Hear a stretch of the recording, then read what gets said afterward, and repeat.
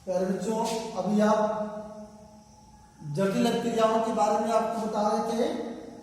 Carbon से carbon dioxide का बनना, अभी मैंने बताया कि कार्बन से कार्बन डाइऑक्साइड दो पदों में बन सकता है। पहला है स्टेप इसमें, कार्बन पहले ऑक्सीजन की सीमित मात्रा अर्थात हाफ O2 से क्रिया करेगा और कार्बन मोनोऑक्साइड बनाएगा। कार्बन मोनोऑक्साइड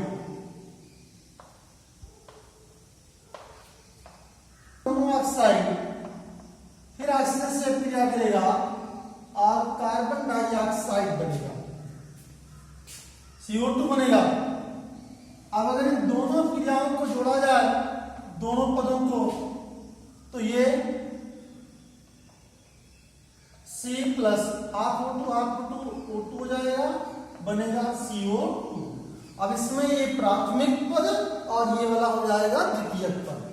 ऐसे तमाम क्रिया हैं जिनमें प्राथमिक और द्वितीयक पद की जानकारी कर सकते हैं कि जटिल क्रियाओं में प्राथमिक पद क्या होता है और द्वितीयक पद क्या होता है।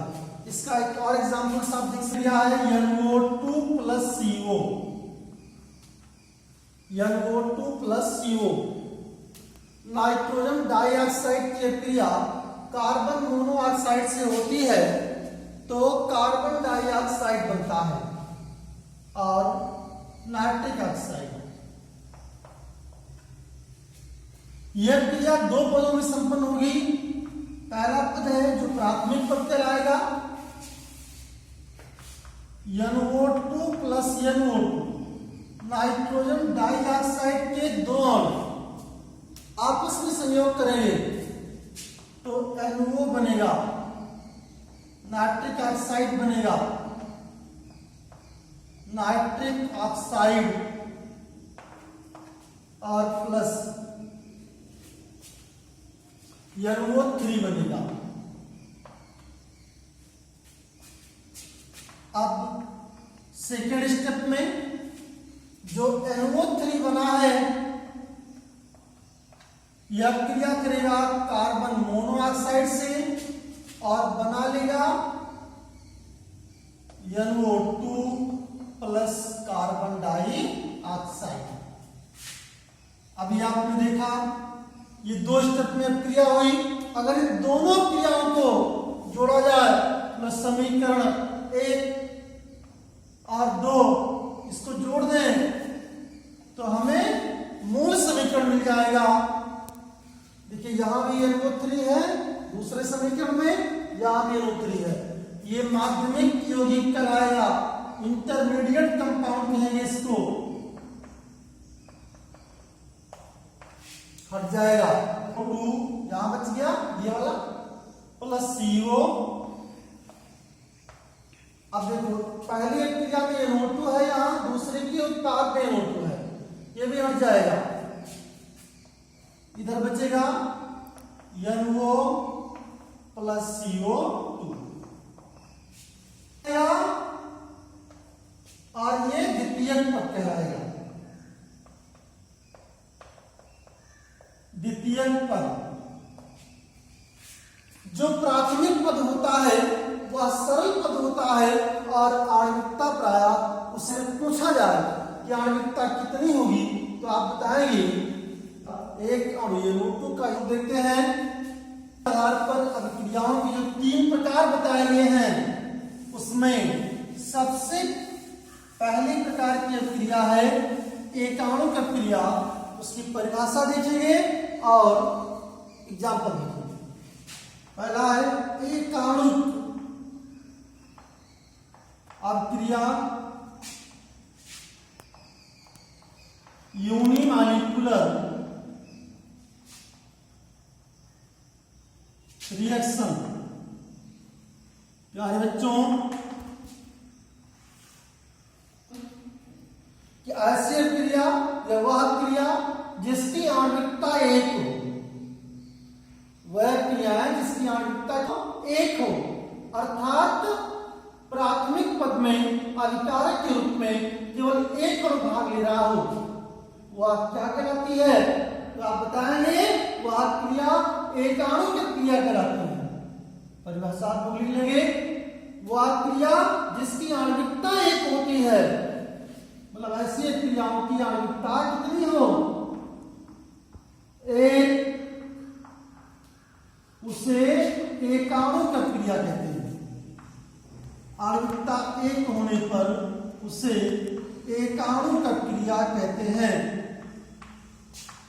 या यूनिमॉलिक्यूलर अभिक्रिया कहा जाता है। इसका एग्जाम्पल आप देखेंगे। अब एक सामान्य उदाहरण आपको बताएंगे।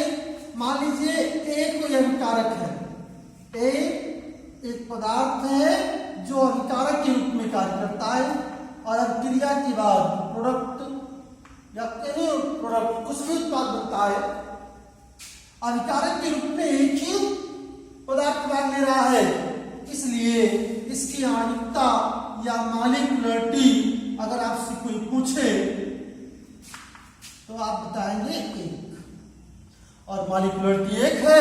परिभाषा आपको बताया गया, ऐसी अभिक्रिया जिसकी आणविकता एक होती है उसे प्रायः एकाणुक क्रिया कहते हैं, इसलिए यह क्रिया यूनि मॉलिक्यूलर रिएक्शन एकाणुक क्रिया कहलाएगी। अब इसका हम एग्जाम्पल देखेंगे। जैसे लिखा है CaCO3 कैल्शियम कार्बोनेट, और कैल्शियम कार्बोनेट को जब उच्च ताप पर गर्म किया जाता है तो CaO बनेगा प्लस CO2 बनेगा। NH4Cl अमोनियम क्लोराइड है, गर्म करेंगे NH3 बनेगा प्लस HCl बनेगा। N2O4 है, गर्म करेंगे इसका भी विघटन हो जाएगा, NO2 बन जाएगा। ये सभी क्रियाएं एकाणुक क्रियाएं हैं। क्यों एकाणुक है? तो आप बताएंगे क्योंकि इनकी आणविकता एक है। दूसरा है आपका द्विअणुक क्रिया।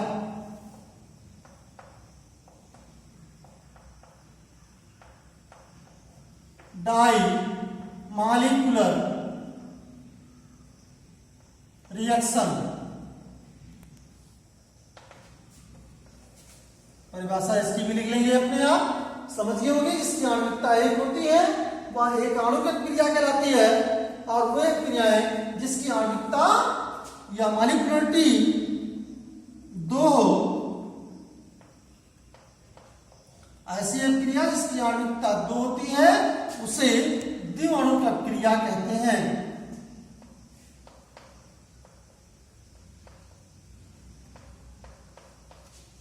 एक सामान्य क्रिया का उदाहरण लेते हैं।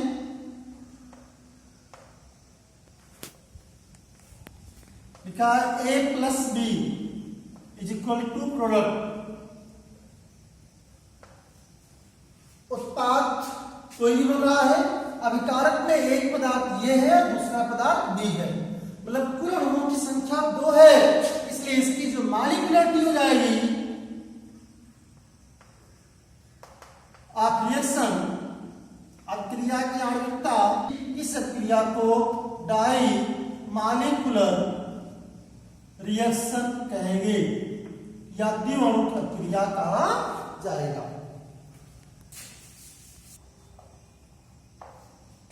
H2 plus I2 is equal to 2HI, NH3 दो गर्म करेंगे N2 प्लस 3H2 बनेगा, गैसेस है सब।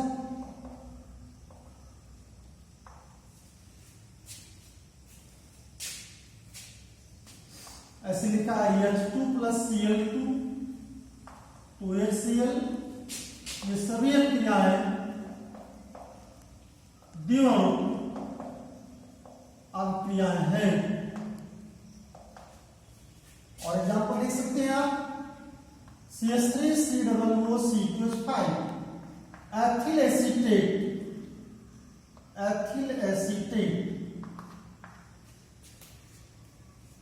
का जल अपघटन करवा, जल से क्रिया करवा, बनेगा CH3COOH plus C2H5OH। Acetic acid बनेगा और प्लस एथिल अल्कोहल बनेगा या एथिनॉल बनेगा। जल अपघटन शब्द क्यों कहा गया इसके लिए? तो आप जानते हैं कि जब कोई पदार्थ जल में घुलकर अम्लीयता या क्षारीयता उत्पन्न करता है तो यह प्रक्रम जल अपघटन कहलाता है। अभी आप देखिए एथिल एसीटेट जल में घुलने के बाद एसिटिक अम्ल बनाता है जिसकी प्रकृति अम्लीय होती है और यही कारण है इसको जल अपघटन कहा जाएगा। तो अभी आपने देखा कि इसमें दो भाग लेते हैं। एथिल एसीटेट का 1 मॉलिक्यूल, एक अणु, जल के एक अणु से क्रिया कर रहा है, मतलब कुल अणुओं की संख्या 2 है, इसलिए इसकी जो आणविकता होगी वो 2 होगी और आणविकता 2 है, इसलिए यह क्रिया अगर आपसे पूछा जाए किस प्रकार की है तो आप बताएंगे यह क्रिया द्विअणुक। ऐसे तीसरे प्रकार की अभिक्रिया है प्यारे बच्चों त्रिअणुक अभिक्रिया, ट्राईमॉलिक्यूलर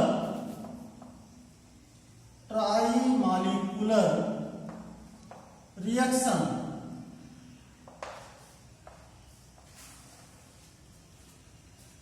जब किसी अभिक्रिया में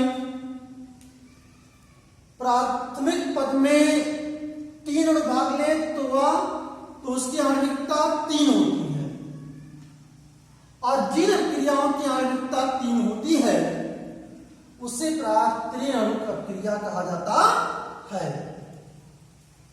जैसे मान लो A plus B plus C ये 3 पदार्थ हैं, अभिकारक के रूप में भाग लेकर कोई भी उत्पाद बनाते हैं तो इसमें एक मॉलिक्यूल A का, एक मॉलिक्यूल B का और एक मॉलिक्यूल C का, ये तीनों संयोग करेंगे, इसलिए इसकी आणविकता 3 होगी और यह क्रिया त्रिअणुक होगी। अब इसका एग्जाम्पल आप दे सकते हैं।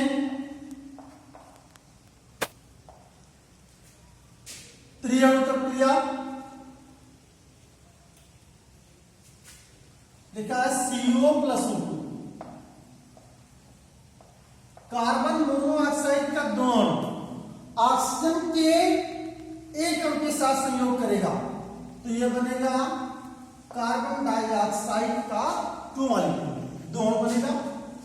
अब देखिए आप 2 अणु कार्बन मोनोऑक्साइड का और 1 अणु ऑक्सीजन का भाग लेता है अभिकारक के रूप में, इसलिए इसकी आणविकता 3 होगी और आणविकता 3 है इसलिए क्रिया त्रिअणुक क्रिया कहलाएगी।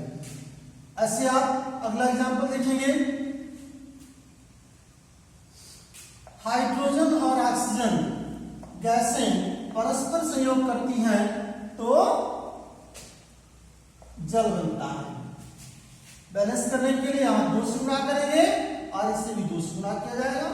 तो आप देखिए तो हाइड्रोजन का 2 अणु ऑक्सीजन के 1 अणु से संयोग करता है तो कुल मिलाकर अभिकारक के रूप में 3 अणु भाग लेते हैं, इसलिए इसकी आणविकता भी 3 होगी।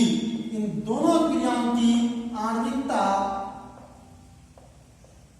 3 है और ये सभी त्रिअणुक अभिक्रियाएं कहलाएंगी।